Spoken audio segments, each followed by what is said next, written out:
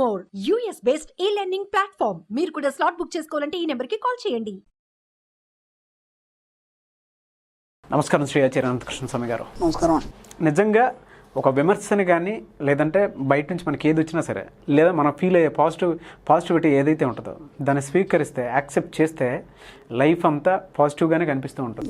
అందులో ఎక్కడ మనకి ఏది కనిపించదు, ఆటోమేటిక్గా పాజిటివ్ మారిపోతుందండి, అంతకంటే ఏం లేదు. అవునండి, మనం విమర్శించే వాళ్ళకి కూడా ఒక థ్యాంక్ యూ చెప్తే అక్కడ నుంచి మనకున్న విలువ కూడా మారిపోతూ ఉంటుంది. ఎంత గొప్పగా మారుతుందని అంటే అది స్వీకరించిన వాళ్ళకి మాత్రమే తెలుస్తూ ఉంటుంది అనమాట.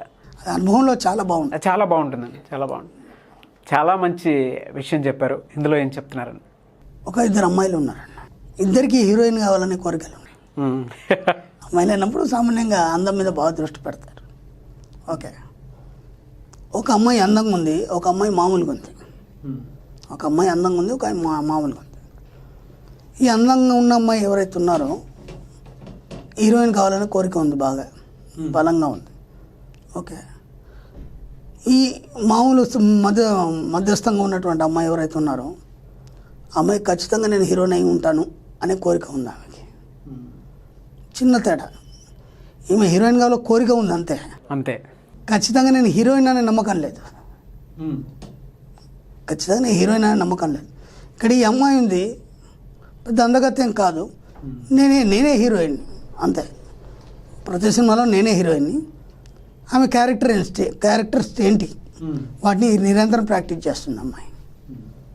ఓకేనా, ఈ అమ్మాయి కేవలం తన అందాన్ని చూసుకొని నేను హీరోయిన్ లాగా ఉన్నాను, నేను హీరోయిన్ అంతే, అంతకంటే ఎక్కువ ఆమె ఊహించట్లేదు. అవును, ఇక్కడ ఈ అమ్మాయి అంటే హీరోయిన్గా ఉంటూ ఆ క్యారెక్టర్ ఏమేమి ఉండాలి, ఏ హీరో పక్కన చేయాలి, ఇలా నిరంతరం చేస్తుంది.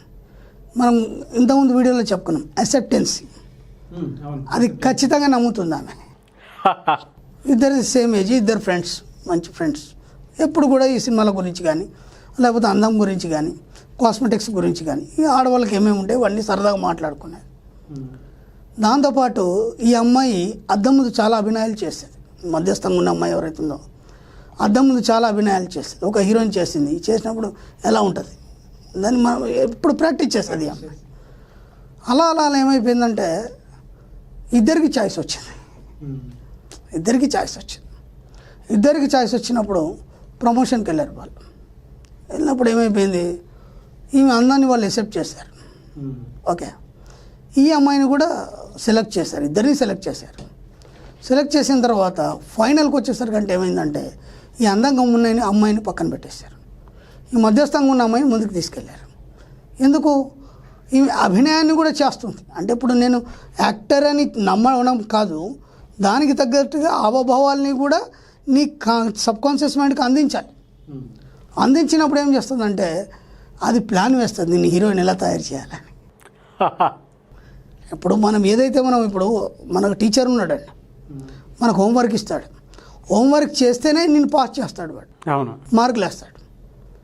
సార్ ఇక్కడ వాడని చెప్పాను టీచర్ని, దాన్ని ఒక్కసారి కట్ చేయండి. అప్పుడు టీచర్ ఉన్నాడండి, హోంవర్క్ ఇస్తాడు పిల్లడికి.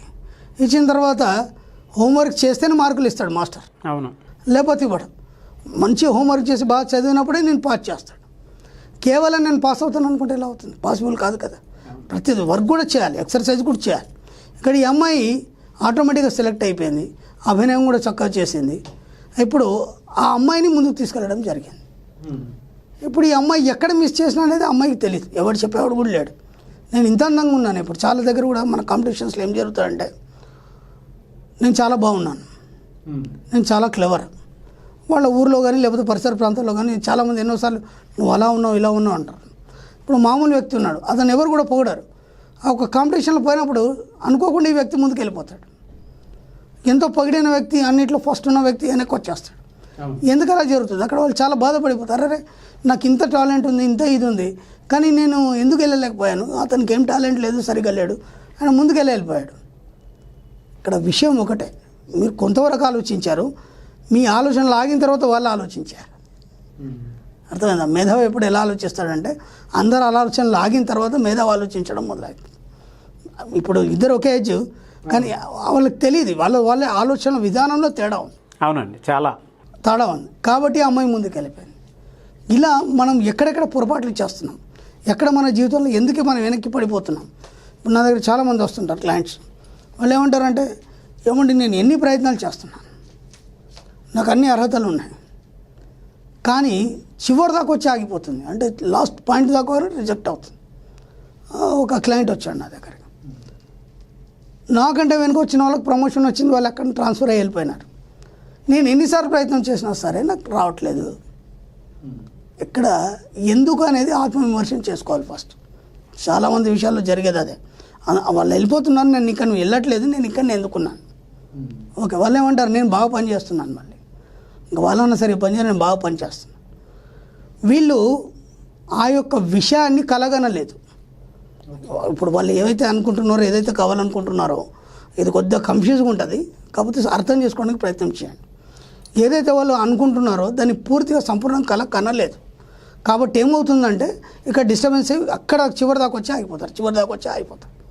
ఇప్పుడు వాళ్ళు సంపూర్ణమైన కలగన్నారు వాళ్ళు, ఎందుకంటే అక్కడ వెళ్ళినట్టు కానీ లేకపోతే అది కంప్లీట్ అయినట్టు కానీ. ఇక్కడ ప్రతిదానికి మనం ఏం చేయాలంటే మన సబ్జెక్ట్లో కంప్లీటెడ్ అని చెప్పాలి, కంప్లీట్ అని చెప్పదు, కంప్లీటెడ్ అనే చెప్పాలి.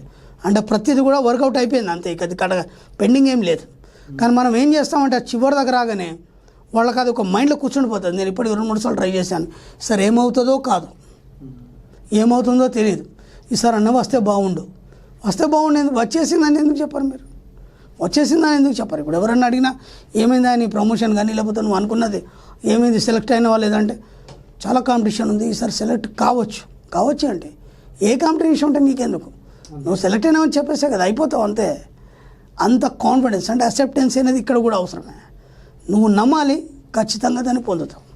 మన సబ్జెక్టే అది, ముందు కోరుకోవాలి, దాన్ని ఖచ్చితంగా నమ్మాలి, పొందాలి. ఈ 3 మాత్రం మీరు ఎప్పుడు కూడా జీవితంలో మర్చిపోకండి. మీరు ఏది కోరుకున్నా సరే, మీరు ఏది కావాలనుకున్నా సరే, ప్రతిదానికి మీరు అయిపోయినట్టుగానే భావించండి, ఆ ప్లేస్లో మీరున్నట్టుగానే భావించండి, ఆటోమేటిక్గా ప్లేస్ మీరు వెళ్ళిపోతారు. మన ఒలింపిక్లో మనకు గోల్డ్ మెడల్ సాధించాడు నీరజ్ చోప్రా. అవును, మీరు ఒక్క విషయం గమనించారో లేదు, ఎప్పుడైతే జావలిన్ త్రో చేశాడో ఆయన, మీరు గమనించండి, అలా పరిగెట్టుకొచ్చేసి అది త్రో చేసి అటువైపు చూడలేదు ఆయన, ఇలా త్రో చేసి ఇలా కిందికి పడిపోయి ఇటు వెనకాల తిరిగేసి ఇలా 2 చేతులు లేపాడు విన్ అని చెప్పేసి. ఇంత కాన్ఫిడెన్స్ అండి అది. అది ఆయన అక్సెప్టెన్స్ చేశాడు, ఆయన నమ్మాడు దాన్ని, నేను ఖచ్చితంగా విన్ అయ్యానని, గోల్డ్ మెడల్ కొట్టాడు ఆయన మనకి. అసలు అది ఎలా పాసిబుల్ అవుతుంది? అది అంటే అంత నమ్మకాన్ని మీరు కలిగి ఉండాలి, మీరు చేసే పని మీద ఖచ్చితంగా అంత నమ్మకాన్ని కలిగి ఉండాలి. కనీసం వెనక్కి తిరుగు చూడలేదు, అది ఎంత దూరంలో పడ్డది, ఎంత డిస్టెన్స్లో పడ్డది, దానికి ఏమంటారు అసలు కొద్దిగా కూడా ఆలోచన లేదు. విసిరాడు, ఇటు తిరిగాడు, ఇలా చేతులు చూపించాడు, విన్ అయిపోయాను అని చెప్పాడు. యాజ్ ఇట్ ఈస్గా ఆయన ఏదైతే అనుకున్నాడో అక్కడ అదే జరిగింది. ఎంత నమ్మకం ఉంటాయి, అసలు కనీసం వెనక్కి తిరిగి చూడలేదు. మనం ఏదైనా సరే ఒక పని చేసినప్పుడు, లేకపోతే ఒక ఎగ్జామ్ రాసినప్పుడు పదే ఆలోచిస్తాం, నేను ఇన్ని బిట్లు రాశాను, దీనికి ఇన్ని మార్కులు, ఓకే నేను ఇలా చేశాను, నేను కరెక్ట్ ఇంటర్వ్యూ చేశాను కాబట్టి నేను ఖచ్చితంగా సెలెక్ట్ అవుతాను, అయినాను అని ఎందుకు చెప్పలేరు మనం? అంటే ఇంకా మీకు కాన్ఫిడెన్స్ రాలేదు. అయిపోయిందని చెప్పినప్పుడు మాత్రమే అయిపోతుంది అది. అంటే అంత గట్టిగా బలంగా నమ్మాలి, మీరు ఆ ప్లేస్లో ఉండాలి, అప్పుడు మాత్రమే యూ విల్ గెట్ ఎనీథింగ్. ఇదొకటే మీకు ఎగ్జాంపుల్, ఇంకేమవుతుంది. నీరజ్ చోప్రా చూడండి, వాళ్ళు ఒకసారి ఆ వీడియో చూడండి, ఎంత చక్కగా ఉంటుంది. ఊరికట్టదు, త్రో చేశాడా, ఇటు తిరిగాడు అంతే, జస్ట్ ఇట్లా మూమెంట్ తీసుకొని ఇటు తిరిగేసి విన్ అని చెప్పేశాడు, ఆయనే చెప్పేశాడు. వాళ్ళు చెప్పాలి, ఆయనే చెప్పేశాడు అంతే. ఎక్సలెంట్ అండి, నిజంగా చెప్తున్నాను, నాకు అది బాగా నచ్చింది. అది అంటే అంత కాన్ఫిడెన్స్, తన ప్రాక్టీస్ మీద తనకు అంత కాన్ఫిడెన్స్. దాదాపు 2 years నుంచి ఆయన ఎంత ప్రాక్టీస్ చేస్తున్నాడు, ఆయన ప్రాక్టీస్ అవన్నీ వీడియోలు కూడా చూపించారు. అంటే ఆయన మీద ఆయన కాన్ఫిడెన్స్. ఇప్పుడు బోల్ట్ ఉన్నాడు రన్నింగ్ రేస్లో, 20 సంవత్సరాల ప్రాక్టీస్ అంటే దేన్ని అంటారండి? ఒక్కసారి ఆలోచించి, 20 సంవత్సరాల ప్రాక్టీస్ మాటలు కాదు కదా. అసలు ఆయన పరిగెడుతుంటేనే ఒక చిరుతపులు పరిగెట్టినట్టు అనిపిస్తుంది మనకి. వాళ్ళ మీద ఉన్న వాళ్ళ కాన్ఫిడెన్స్ ఏంటంటే ఖచ్చితంగా నేను ఆ ప్లేస్లో ఉన్నానని వాళ్ళు నమ్ముతారు. కాబట్టి మీరు కూడా ఒక డబ్బు సంపద ఐశ్వర్యం, లేకపోతే ఒక కోటీశ్వరుడు కావచ్చు, ఇంకేదైనా కావచ్చు, ఆ ప్లేస్లో ఉన్నట్టు ముందు మీరు నమ్మండి, యూనివర్స్ని నమ్మించండి, ఖచ్చితంగా మీరు ఆ ప్లేస్లో ఉంటారు. కానీ మీరు చెప్పేటువంటి మాటలు ఏవైతే ఉన్నాయో ఇలా ఇన్స్టెంట్గా ఒక ఎనర్జీ ఇస్తాయన్న. ఎస్ అదే కావాలి కదా. ఇప్పుడు మనం దాన్ని సాగదీసుకుంటూ కూర్చుంటే కాదు. అవును, ఇది ఏంది, ఇది ఫాస్ట్ జనరేషన్ ఇది. అవునవును, ఆ పొద్దాగా మనం అన్ని చెప్పుకుంటూ నువ్వు ఇది చేయాలి, అవును, ఇన్ని రోజులు చేయాలి, అవన్నీ పోయింది, అదంతా పోయింది. ఇక అయిపోవాలి, పని అయిపోవాలి అంతే. అనుకుంటే అయిపోవాలి అంతే. అంతే. గ్రేట్ సార్, థ్యాంక్ యూ అండి. Thank you so much Sri Acharya Anantakrishna Swami గారు. Thank you very much.